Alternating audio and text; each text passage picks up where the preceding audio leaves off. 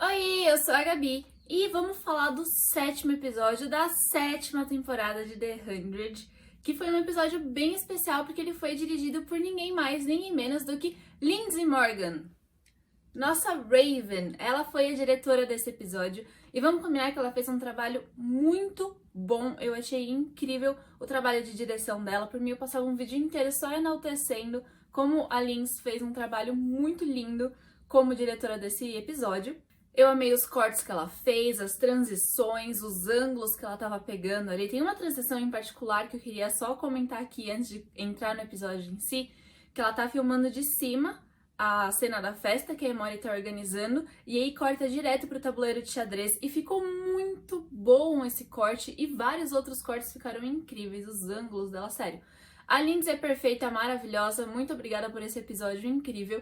E mais pro finalzinho desse vídeo, eu tenho mais uma coisinha pra comentar sobre a direção dela, mas vai entrar numa parte de comentários e teorias. Então, esse vídeo vai ser dividido em 3 partes: Sanctum, Bardo e comentários e teorias. Vão ter algumas subcategorias aí nessas partes, mas bora lá comentar do episódio, lembrando que tem spoiler aqui, hein? Então, começando com essa parte de Sanctum, eu queria falar primeiro da Emori e os filhos de Gabriel com os prisioneiros da Elígios. Porque a gente vê que a Emori tá nessa missão de juntar os filhos de Gabriel com os pais biológicos deles, né, que moram em Sanctum e tudo mais.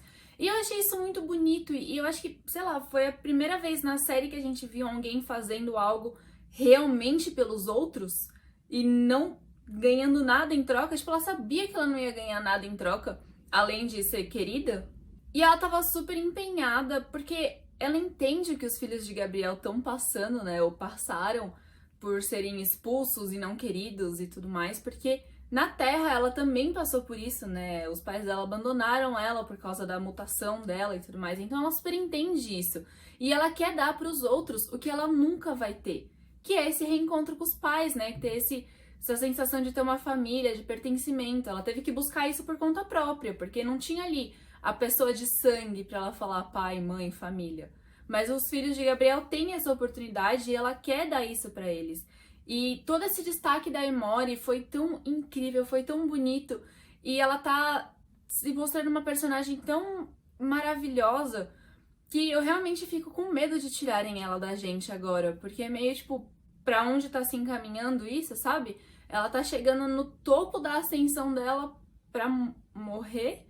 Eu sinceramente espero que não, porque a Emori tá vindo numa caminhada muito boa nessa temporada. Eu acho que a gente tá realmente vendo quem é a Emori agora. Ela não é só, tipo, a namoradinha do Murphy, não. Ela é uma personagem incrível, ela tem muito a acrescentar na história.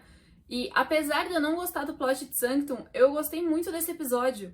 E acho que grande parte foi por causa de toda essa compaixão da Emori. E vamos combinar aqui que a Luísa de Oliveira tá fazendo um trabalho incrível. Cada vez que eu vejo uma cena da Emori, eu fico... Como essa menina cresceu na atuação dela. Ela tá cada episódio melhor, atuando melhor. E eu acho que ela também tá conhecendo a Emori melhor. Então ela tá entrando mais ainda na personagem dela, né? E isso traz mais veracidade, mais realidade. Nossa, ela tá incrível, sério. Eu tô amando demais. Enquanto isso, do outro lado de Sanctum, o Murphy estava vivendo uma situação um tanto quanto complicada e estratégica com o Sheiheda. Ele foi levar o café da manhã pro nosso Sheiheda, né? E aí o Sheiheda emboscou o Murphy ali, botou ele numa armadilha e o Murphy caiu nessa armadilha sem pensar 2 vezes. Eu acho que realmente esse sentimento do Murphy querer ser o herói, não necessariamente ser o herói, mas ser uma pessoa melhor, é que ele se viu no inferno, então ele quer ser uma pessoa melhor pra não ir pro inferno, sabe? Ele não quer ser essa pessoa ruim que vai pro inferno, que vai ter a alma condenada. Então, não digo que ele quer ser o herói, mas ele não quer ser uma pessoa ruim como ele era antes. Então ele caiu que nem um patinho nessa armadilha que o Sheiheda armou pra ele, que era só ficar enrolando ele, enquanto a Nikki e os prisioneiros invadiam a festa da Emori. Mas isso nos deu cenas maravilhosas do Richard com o JR. Foram incríveis os momentos que a gente viu o Sheiheda versus Murphy ali no xadrez. Eles fazendo analogias com o xadrez para a vida real. Muito incrível. E, querendo ou não, o que o Sheiheda falou pro Murphy fica aí para os próximos episódios, né? agora que você perdeu a sua rainha, o que que você vai fazer? Porque no finalzinho do episódio a gente viu que a Emori foi pega como refém pela Nikki. E fica aí a dúvida, né? O que o Murphy vai fazer agora pra resgatar a Emori? Será que ele vai acabar se juntando com o Sheiheda? Como o Murphy mesmo disse, ele é um sobrevivente, né? Então ele faz o que ele precisa pra sobreviver. Mas como ele vai reagir com a Emori sendo refém? Como ele vai lidar com isso?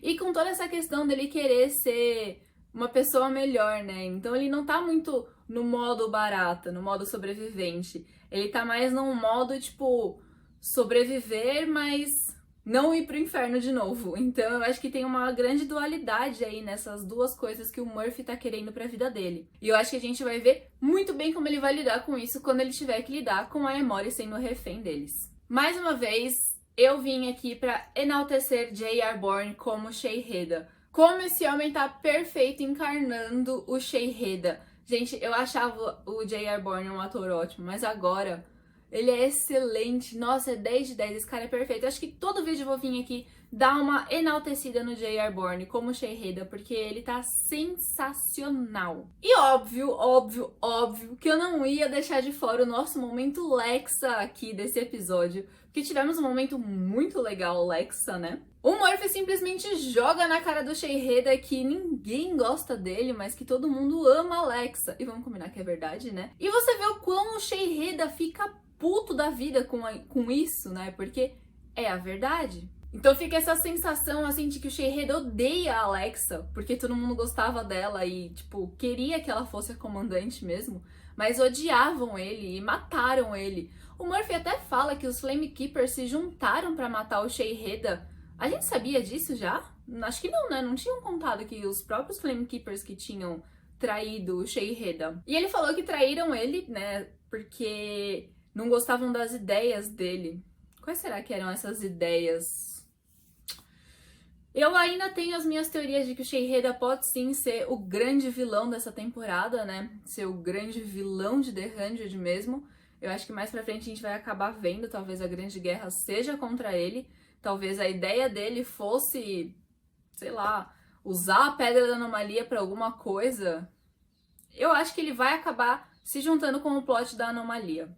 Vamos esperar pra ver, né? E ainda em Sanctum tivemos o que eu acho que foi uma das melhores cenas desse episódio, que foi o Jackson conversando com a Mad. Foi um momento muito fofo e muito importante, porque eu sempre falo como o Jasper, por exemplo, foi largado, ele tava com depressão, sofrendo, e ninguém parou pra perguntar se tava tudo bem, se ele queria conversar. Então o Jasper virou um personagem chato. E isso facilmente poderia acontecer com a Mad, porque ela teve uma crise de pânico, né, quando a Indra pediu pra ela ser comandante de novo. Ela tá com muita pressão em cima dela e eu achei que ninguém fosse conversar com ela, mas foram. O Jackson tá lá literalmente fazendo sessões de terapia com ela, né? O que, por um lado, eu acho incrível, porque isso combina muito mais com o Jackson do que aquele Jackson com sede de vingança que a gente viu até agora nessa temporada. Então eu gosto muito que colocaram o Jackson pra ser o terapeuta da Mad, né? Eu acho que realmente ele é o mais próximo do que a gente poderia ver como um psiquiatra, um psicólogo em The 100. Mas por outro lado eu fico um tanto chateada porque realmente nunca fizeram isso. Pô, foram 7 anos de série, mais de 100 anos passando na série e ninguém nunca parou pra conversar. Realmente, tipo, eu acho que faltou muito isso na série. Eu acho muito legal eles estarem colocando isso agora. Mas só agora, sabe? Tipo, eles estão algumas temporadas atrasados aí nessa conversa tão importante pro desenvolvimento dos personagens. E como eu sempre digo, depressão não é um drama. Não é, ai, pessoa chata. Não, ela tá com depressão. O Jasper tava com depressão. E a série toca em assuntos, né, de psicologia, assim, que são muito importantes. Então eu acho, assim, que faltava alguém fazer essa conversa. Não precisa ser um acompanhamento diário, semanal, que nem o Jackson tá fazendo com a Mad. Mas pelo menos uma sessãozinha de terapia, sabe? Faltou pra muitos personagens. Como eu disse aqui, rápido, o Jasper tinha depressão, a Clarke já tentou se matar 2, 3 vezes, que ela aponta a arma na cabeça dela. Mas um monte de personagem tem depressão. A própria Octavia, com certeza, passou por muitos momentos de depressão. depois da 5ª temporada. Então, assim, faltou muito essa conversa. Eu fico feliz que eles trouxeram isso pro episódio, mas acho que tá um pouco atrasado. Mas eu amei essa cena, foi muito fofa. O Jackson e a Mad conversando foi incrível. E sim, eu já vou falar sobre o desenho da Mad mais pro finalzinho do vídeo, porque criamos uma teoria aí em cima disso. E vamos combinar aqui, meu povo brasileiro, se você gosta de futebol que nem eu gosto de futebol, vamos combinar o quão incrível é ver que o futebol é o esporte que sobreviveu ao apocalipse na Terra, que atravessou a galáxia, né, o espaço inteiro, chegou lá em Sanctum, e é o esporte que junta todo mundo. Como eu disse já, as crianças não estão se importando de onde você veio, quem você é, elas só querem jogar futebol juntas. Então eu acho que aquilo que quem gosta de futebol sempre fala, é muito mais do que só futebol. E eu acho isso incrível, eu amei que eles colocaram isso e ver como o futebol realmente aproxima as pessoas, porque realmente aproxima as pessoas. Então vamos pra Bardo agora, eu vou começar falando das cenas da Octavia e da Echo. E eu tenho muita coisa pra falar sobre isso, e eu já vou começar brigando com vocês. Se a carapuça não servir, tudo bem, continue vendo esse vídeo tranquilamente, a bronca não é pra você. Mas vem cá, por que você odeia a Echo? Me diz, você odeia ela porque ela tá com o Bellamy? Isso pra mim não é motivo suficiente pra odiar a personagem, não. Você pode odiar ela sem problemas nenhum, porque ela é vingativa, porque ela mata pessoas, porque ela é traíra, porque ela deu uma espadada no Octavia, porque ela já traiu o Bellamy. Tudo bem, quer odiar ela por esses motivos?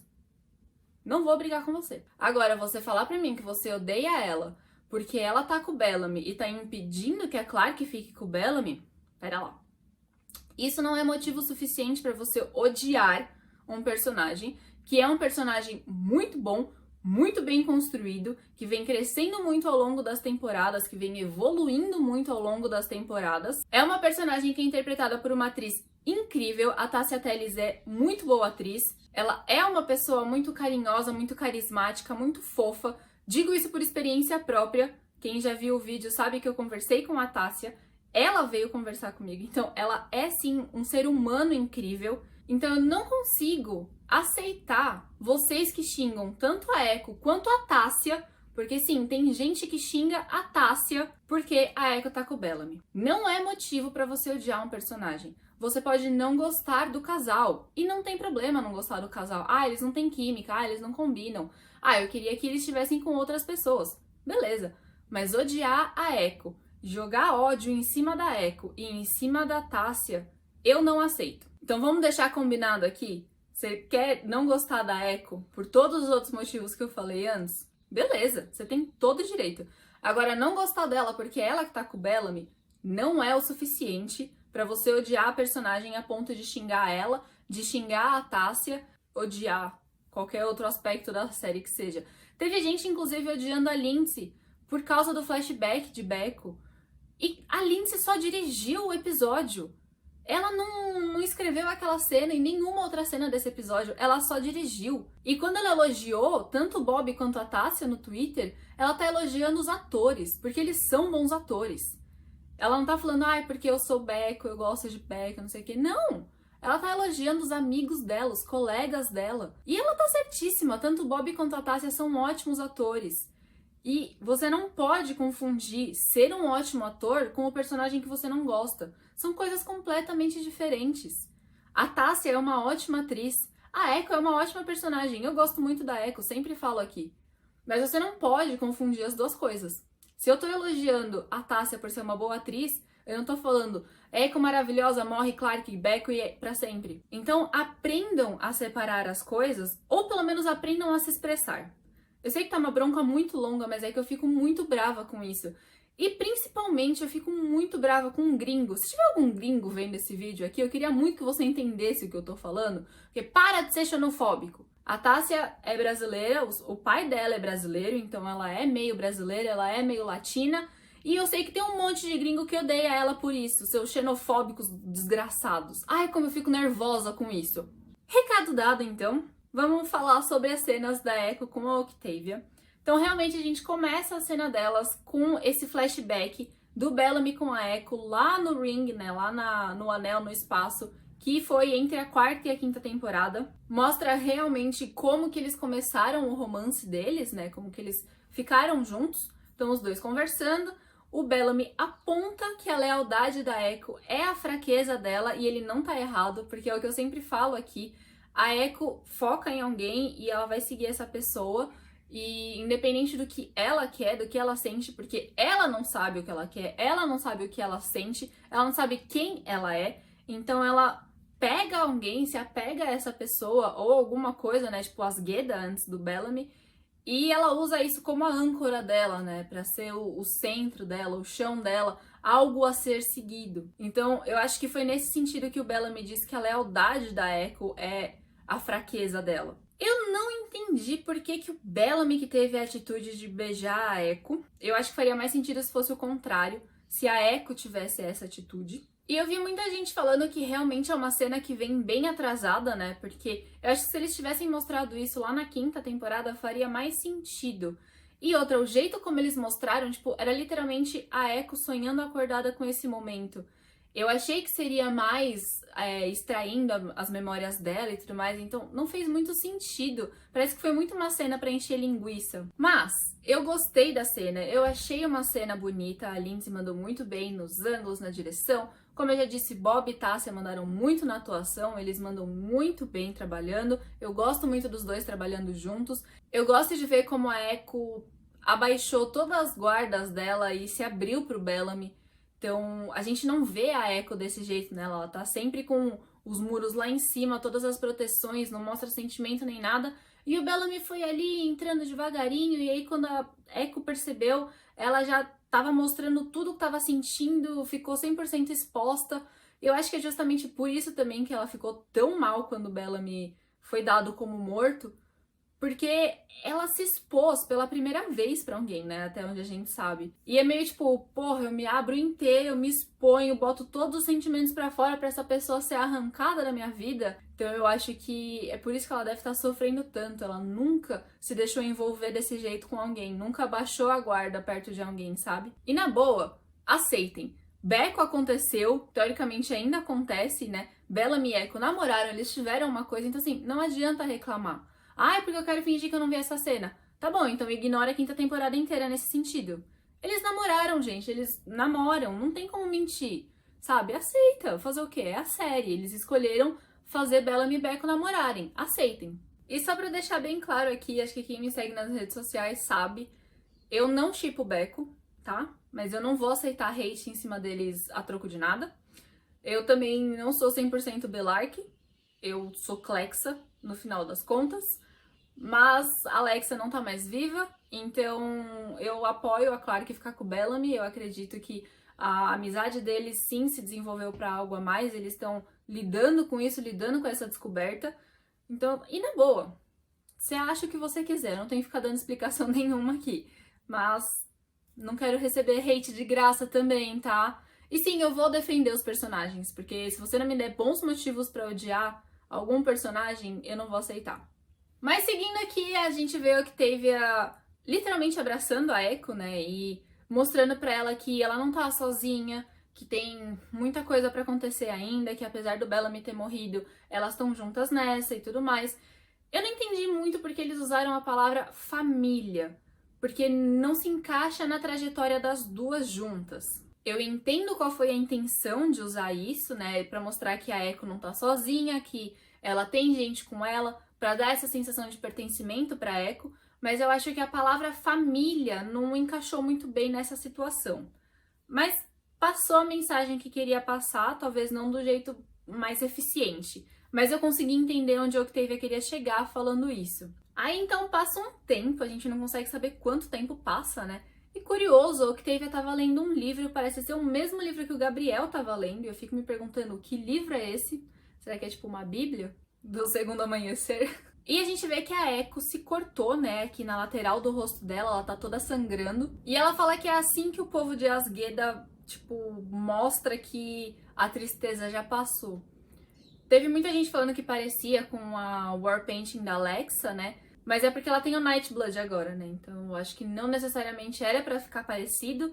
Mas se a gente for lembrar do Rowan, ele tem cicatriz aqui do lado também, então eu acredito que a Echo tenha feito algo parecido nela. Quando limpar a ferida e tudo mais, a gente vai ver com certeza como vai ficar essa cicatriz, né? Mas eu achei um tanto quanto pesado, assim. Acho que faltou ali um aviso de gatilho, porque a Echo literalmente tirou os sentimentos dela e passou pra pele. Meio tipo, não consigo entender o que eu tô sentindo, então eu vou me machucar. E tem muita gente que já passou por situações assim, né? E eu acho que foi um tanto quanto pesado isso ter sido mostrado assim na série, né? Que bom que não mostraram ela se cortando e tudo mais, mas eu acho que faltou aí um pequeno aviso de gatilho pra esse episódio, porque pode trazer memórias ruins pra algumas pessoas. Enquanto isso, na cela ao lado, a gente viu a Hope e a Mama Diosa se conectando, se conhecendo novamente, né? Afinal de contas, elas ficaram 15 anos separadas, então a Diosa não sabe mais quem é a filha dela. E nesse meio tempo, a Hope descobriu muita coisa da mãe dela. Então eu achei muito bom elas terem essa conversa bem reveladora, bem explicativa, meio tipo, vamos parar de se enganar, vamos botar tudo na mesa. É até bonitinho quando a Diosa fala do pai biológico da Hope e aí ela fala, ai, você nunca comentou do meu pai antes, né? Fala dele. Aí a Diosa fala, o que você quer saber? Aí a Hope, tudo? Tipo, me conta tudo que você nunca contou antes, caramba. E eu achei muito bonito, muito intenso a cena delas conversando e botando tudo ali na conversa delas, né? Eu gosto muito da interação da Shelby com a Ivana, eu acho que as duas criaram uma química muito boa. E eu quero ver muito mais das duas juntas, porque eu acho que a química delas tá realmente muito boa. Tá rolando um sentimento muito forte de mãe e filha mesmo ali, e essas cenas mostraram muito isso. Eu achei incrível ver aí depois as duas lutando e se abraçando e chorando juntas, foi tipo muito emocionante. Elas conseguiram transparecer tudo que as personagens estavam sentindo. Eu achei muito lindo isso. Foi muito, muito, muito profundo. E vamos combinar aqui que a Hope chamando o Dev de pai foi um tanto quanto... Uau! Eu adorei. Particularmente, eu adorei. Aí quando a cena das duas vão se juntar, né? Porque a Echo descobriu que eles estão querendo recrutar elas pra virarem discípulas, né? Pra virarem guerreiras pra essa grande guerra que tá vindo. E a Echo assumiu que todo mundo ia estar junto com ela, querendo ou não, as outras toparam, né? Mas a gente sabe que um tempo se passou desde que eles foram capturados até a chegada da Clarke lá em Bardo. Então, o que será que aconteceu nesse meio tempo? Será que elas já receberam esse treinamento delas? Será que elas sofreram algum tipo de lavagem pra virarem soldadas fiéis mesmo ao pastor? Eu acho que nos próximos episódios a gente vai ver mais sobre isso, não agora no 8º, né, mas nos próximos.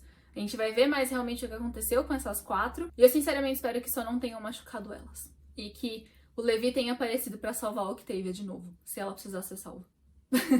E enquanto conversas muito profundas aconteciam nas celas de Bardo, o Gabriel tava ganhando todo o conhecimento que ele sempre quis ganhar. Como a gente sabe, o Gabriel é um cientista e o Anders oferece pra ele um cargo de cientista, basicamente, lá em Bardo. E ele fala, tipo, pô, Gabriel, você tá há mais de 100 anos estudando isso, né? A gente tá há milhares de anos estudando isso. E ele quer juntar os conhecimentos, né? Porque o Gabriel com certeza sabe muita coisa que eles não sabem e vice-versa. Que é aquela coisa, né? Quando você junta pra fazer o trabalho, duas cabeças pensantes chegam mais longe. Então, eles podem juntar as pesquisas que eles já tiveram, conversando, às vezes dá aquele estalo, opa, a gente não pensou nisso antes. Então, eu gosto de ver isso, e eu gosto de ver como, ao mesmo tempo que o Gabriel tá super empolgado pra descobrir mais da Pedra da anomalia em si, ele também tá preocupado com as meninas. Ele pergunta delas, ele quer saber o que vai acontecer com elas e tudo mais. E eu acho isso legal, porque mostra que, ao mesmo tempo que ele quer seguir a intuição dele, né, a missão dele, que é entender mais, que é estudar mais, ele também tá preocupado com as pessoas que ele gosta. Porque tem muita gente que ficou bravo com ele ter rendido todo mundo, né, rendido não, ter entregado todo mundo no último episódio, mas sim, ele se preocupa com elas.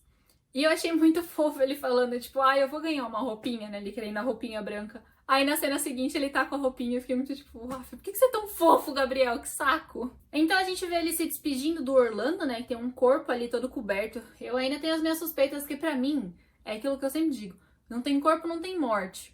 Eu acho que o Orlando foi muito importante pra morrer desse jeito. A gente não viu se realmente era ele ali embaixo daquela mortalha. Então, sim, eu tenho minhas dúvidas ainda. E o final do episódio, como a gente já esperava, finalmente Clark e o pessoal que tava indo na cara com ela chegam em Bardo. Então, eles estão lá na sala da anomalia, ainda bem que o Gabriel tava junto, né?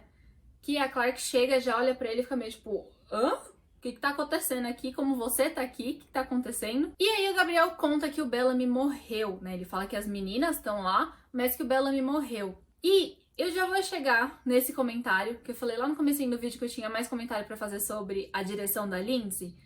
Tem mais coisa pra falar, é justamente dessa cena, então eu vou falar daqui a pouquinho, espera só mais um pouco que eu já chego lá. Mas antes de ir pra parte mais legal desse episódio, eu só queria falar como o chão ali da sala da Pedra da Anomalia continua sujo da explosão do Bellamy. É meio tipo, ninguém pode ir lá limpar aquilo? Ou reformar aquilo? Eu não sei o que é aquilo, não é um azulejo, né? Não dá pra passar um produto de limpeza ali? Não sei, ou dá. Por que ninguém foi limpar aquilo ainda? Será que é pra mostrar que, tipo, não, realmente aquela explosão aconteceu? Não sei, não sei. Mas assim que a Clark chega, o Anders fica todo animadinho, vai super correndinho lá pro 13º andar, nível, não sei. Mas é onde temos uma câmara de criogenia, onde temos ninguém mais, ninguém menos do que o pastor dormindo. E vocês sabem quem é o pastor, né? A gente vem falando dele há tanto tempo, mas há tanto tempo. Nem foi tão surpreso terem revelado isso, né? Foi só tipo, ainda bem que é ele mesmo, porque a gente não tava passando de imbecil aqui. Mas sim, é ele. Bill Cadogan, o líder do Segundo Amanhecer. E é ele mesmo. Eles usaram o mesmo ator que usaram na 4ª temporada, né? O que é muito legal, porque não teve nada de mind drive, troca de corpo e não sei o que. Não, é ele mesmo. É o próprio Cadogan que a gente conheceu na 4ª temporada. E eu achei isso muito incrível, eles terem usado o mesmo ator. Então é muito interessante ver isso, né? É interessante ver como o Anders falou, "From the ashes, through the bridge, the shepherd will rise", né? Então, das cinzas, através da ponte, o pastor vai ascender. Então eles deram uma melhorada no "From the ashes we will rise", né? Focaram ali no pastor. E foi muito bom ver isso, então agora a gente já sabe que o próximo episódio, que é o Backdoor Pilot pro spin-off, vai ser sobre a perspectiva do próprio Cadogan. Porque parece que é ele que vai contar pra Clark, né, como que ele foi parar em Bardo. Que a gente viu na promo a Clark falando, "O que você tá fazendo aqui?" Aí ele fala, "Vem comigo, eu vou te contar o que aconteceu." E aí a gente vê cenas da Terra antes da Terra explodir.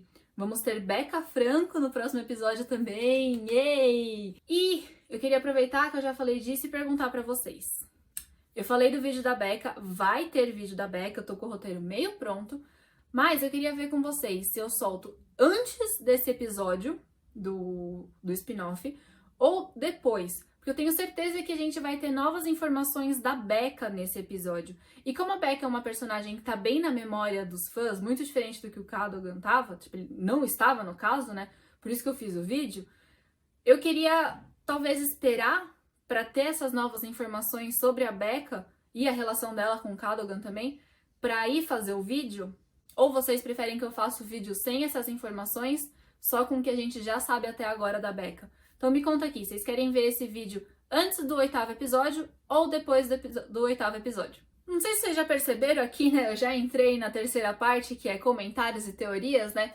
Vamos entrar aqui num comentário / teoria que estão falando que a Emoli tá grávida. Começaram a falar isso, começaram os rumores, muita gente acreditando.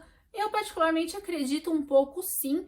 E teve uma frase da Nick que fez muita gente pensar. Eu vi isso no Twitter, alguém comentando. A Nick disse que a Emoli teve um glow up morando no castelo. E a gente sabe que todo mundo fala que as grávidas têm um brilho diferente nelas, têm um jeito diferente, uma beleza diferente. Então, será que a Nick ter falado isso foi coincidência? Ou será que ela realmente tá dando um foreshadowing aí de que a Emoli tá grávida? Porque pra mim, realmente, ela teve um glow up. Eu, inclusive, já falei isso em outros vídeos, que tanto ela quanto o Murphy tiveram um glow up, mas nesse episódio parece que a Emoli teve um a mais ainda, sabe? Não sei. Ela tava estonteante, radiante. Vamos ver, atenta. Quando o Gabriel se despede do Orlando, ele fala uma frase em espanhol. E foi o próprio Chuco que adicionou essa frase ali, né? A Lindsay contou isso no Twitter. E eu achei interessante porque mostra como o pessoal daquela equipe da Eligius é realmente muito inteligente, estudiosa, né? Porque lembra na temporada passada, a Josephine falando em português, cantando em francês, e agora o Gabriel falando em espanhol, né? Tudo bem que essa frase pro Gabriel tem grande importância, porque é meio tipo a frase que ele usa como o líder dos filhos do Gabriel, sabe? Que é tipo, a morte é vida. Então é isso que ele usava contra os Primes, né? Porque tipo, só morrendo você consegue dar um significado pra vida. Então por isso que ele lutava contra os Primes. Quando o Anders chega na salinha do Cadogan ali, a gente vê um quadro. E nesse quadro parece que temos a Torre de Polis. E sei lá, eu só achei legal porque é uma grande referência a isso, né? Eu falei que a gente ia conversar sobre o desenho da Mad, a gente vai conversar agora sobre o desenho da Mad. Na hora eu fiquei olhando, mas o que é esse desenho? Eu nunca vi essa cena acontecendo antes. Não dá nem pra gente imaginar o que seja. Ou melhor, dá pra imaginar, porque parece que é um negócio meio redondo, com uma luz e meio explodindo, assim, com umas pessoas ali. Então pode ser uma pedra da anomalia com a anomalia aberta. Mas as teorias do Twitter me deram uma luz aqui, né? Eu vi alguém falando que essa memória pode ser da Kelly. Eu acho que é Callie que fala. Callie vai ser a protagonista do spin-off. E a gente descobriu que a Callie é a filha do Cadogan. E aí, essa teoria diz que depois da Becca, a Callie virou a comandante, virou a Hedda. Então ela estava com a chama dentro dela. Talvez porque o pai dela enfiou a chama, talvez sim. Ou talvez porque a Callie realmente tinha se afastado do pai, né? Separou os dois grupos. E aí a Callie virou a sucessora da Becca, depois que a Becca foi queimada. Então ela tava com a chama ali, e então ela viu quando o pai dela entrou na anomalia. E aí ela e o irmão dela fecharam a Pedra da Anomalia, e é meio tipo daí que o spin-off vai começar. Seria muito interessante isso. Porque eu gosto quando as coisas estão tudo junto. Seria muito, muito legal que a filha do Cadogan virasse a comandante depois da Becca. Eu acho que isso ia ser muito incrível. Então vamos falar sobre a cena da Clarke descobrindo que o Bellamy morreu. A Lindsay deu uma entrevista falando que nessa cena ela queria que fosse algo bem dramático, bem pesado. Ela queria que a Clarke se ajoelhasse e que fosse em câmera lenta e tudo mais. Ela conversou com a Eliza topou fazer isso. E aí o Jason falou, não, melhor não, eles são só melhores amigos, vamos fazer uma coisa só, tipo, choque. Não precisa ser tão dramático assim. E lendo essa entrevista da Lindsay, eu sou muito fã de Star Wars, tá, gente? Quem ainda não sabe. Eu lembrei de quando o Adam Driver falou que nos últimos Jedi, aquela cena que tá o Kylo Ren e a Rey no elevador, o Adam Driver, que é o ator do Kylo Ren, sabia que o Kylo queria beijar a Rey. Porque os atores acabam se aprofundando muito nos personagens. Às vezes eles conhecem mais o personagem do que quem criou o personagem. E aí o Adam continua, né, contando que ele sabia que o Kylo queria beijar a Rey ali, que ele tinha essa sensação porque ele conhece o Kylo, ele é o Kylo, mas acharam melhor não, porque não ia combinar, não tinha nada a ver, não deixaram os dois se beijarem. E eu senti a mesma coisa aqui, tipo, a Lindsay é amiga dos atores, mas a Raven é amiga dos personagens. Ela acompanhou todos esses anos a evolução da amizade do Bellamy e da Clarke. Ela sabe o quanto eles se amam. E não necessariamente precisa ser um amor romântico, tá? Só, tipo, os dois se amam. Sim, eles se amam. E aí, quando a Eliza topou fazer a cena desse jeito, é porque ela também sabe que a Clarke ama o Bellamy. E é aquela coisa, não é porque os dois são melhores amigos que eles não podem se amar. Ser um amor de amizade mesmo. E não é porque eles são melhores amigos que essa relação não pode evoluir para algo a mais. Eles não podem se apaixonar. A gente tem o próprio exemplo da Eliza e do Bob, que eram melhores amigos e se apaixonaram e estão casados agora. Então, eu fiquei muito chateada, eu senti que a gente foi roubado com isso, porque a Lindsay sabia o que ela tinha que fazer, a Eliza sabia o que ela tinha que fazer, e o Jason, como bom velho teimoso que é, não deixou elas fazerem isso. Apesar de que a Lindsay conseguiu entregar um pouquinho disso na atuação dela, né? O choque que ela conseguiu passar pra gente, eu acho que mostra muito o que ela queria que a cena fosse. E só pra encerrar o vídeo aqui, quem me segue no Instagram viu outro dia que eu consegui fazer outra relação de The 100 com Star Wars. Então eu vou trazer aqui pra vocês e vou completar com a minha mini teoria sobre isso. Então, eu acho assim, Star Wars é uma franquia, talvez seja a maior franquia mesmo, de espaço, né, intergaláctico e tudo mais. Então é óbvio que quando você vai colocar isso na sua narrativa, você vai buscar referência lá. Então quando a gente vê em Sanctum que tem 2 sóis, pô, na hora você lembra de Tatooine, que tem 2 sóis, é o planeta que o Anakin nasceu, é o planeta que o Luke morou basicamente a vida inteira dele, né, a adolescência, a infância dele. Então tem essa referência muito forte. Aí depois, no último episódio, em Nakara, a gente viu que eles entraram dentro de um bicho gigantesco, né? E no Império Contra-Ataca isso também acontece. A Millennium Falcon entra dentro de uma caverna que eles vão descobrir que é um bicho gigante também. E aí, sei lá, a gente começa a pensar, né? E se um pouco do plot de Star Wars também foi incorporado em The 100 e, tipo, sei lá, vai ter um personagem que é tipo Palpatine? Pra quem não conhece, Palpatine era um personagem que jogava literalmente dos 2 lados. Ele era tanto o senador do Senado Intergaláctico, né, da República Intergaláctica. Então ele era um cara bonzinho, que tava jogando ali com os bonzinhos. Mas ao mesmo tempo ele era o Lord Sidious, que é, tipo, o maior vilão de Star Wars. Literalmente o vilão das 3 trilogias. E ele era um Lord Sith, ele que corrompeu o Anakin e criou o Darth Vader e tudo mais, e criou o Kylo Ren de acordo com ele mesmo, né, sei lá. Então eu fico pensando, será que a gente vai ter um personagem que vai ser, tipo, uma pessoa que joga pros 2 lados? Eu acho que pode acontecer, é bem provável. Mas vamos esperar pra ver, né? Acho que ainda tem muita coisa pra acontecer aí, a gente ainda tem bastante episódio pra descobrir o que vai acontecer nesse finalzinho de The 100. Esse vídeo ficou enorme, sinto muito, mas me conta aqui o que você achou desse 7º episódio, gostou da direção da Lindsay, gostou das cenas, gostou do que a gente descobriu, gostou do Cadogan sendo confirmado aí, tá ansioso pro próximo episódio? Eu particularmente tô muito ansiosa, eu tô esperando esse Backdoor Pilot há muito tempo, eu tô muito empolgada pra ver o que realmente aconteceu antes da Terra ser explodida pela primeira vez. Mas é isso, me conta aqui suas teorias, o que você gostou, o que você não gostou, vamos conversar. Não esquece de se inscrever aqui no canal e ativar o sininho para receber notificação sempre que eu soltar vídeo novo. Deixa seu like aqui, porque me ajuda muito, me segue lá nas redes sociais pra gente conversar mais sobre The 100 e até a próxima.